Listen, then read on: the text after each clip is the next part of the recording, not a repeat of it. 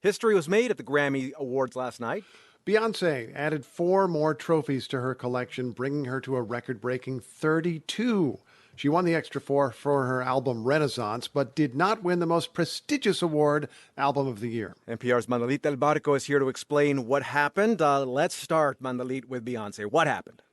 Yeah, well, with Renaissance, Beyoncé is now the Recording Academy's GOAT, the greatest of all time.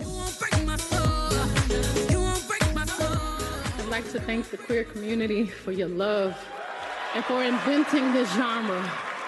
God bless you. Thank you so much to the Grammys. Thank you.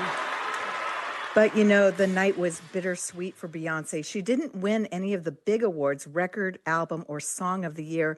And Beyoncé fans will tell you that the Grammys have perpetually snubbed her, even as she's racked up these smaller awards. So who did get those awards? Well, Adele's Easy on Me won for Best Pop Solo Performance, and Album of the Year went to Harry Styles for Harry's House. And everything gets in the way. And Record of the Year went to Lizzo for About Damn Time. She dedicated her Grammy to Prince, and she gave a shout out to Beyoncé. It's almost like Harry Styles lives in my car, as often as I've heard that song. So what were the biggest surprises?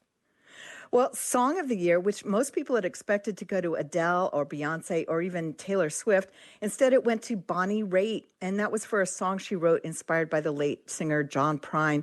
She looked totally flabbergasted, standing with her mouth open for the longest time before she accepted her Songwriter Award. The Best New Artist went to 23-year-old jazz vocalist Samara Joy, and Jay Ivey, who I profiled for NPR. He won the Best Spoken Word Poetry Album Grammy, the first ever.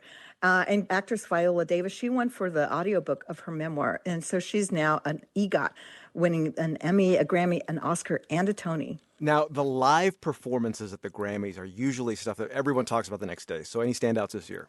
Yes, there were. The Grammys are celebrating 50 years of hip-hop this year, a global phenomenon that started when DJ Kool Herc was breaking beats on Central Avenue in the Bronx. LL Cool J introduced producer Andre Young, known as Dr. Dre. He inaugurated the Grammy's new Dr. Dre Global Impact Award, and he accepted the honor by honoring pioneers of hip-hop. It started with a song called The Adventures of Grandmaster Flash on the Wheels of Steel. Yeah. Scratching and mixing on the turntable.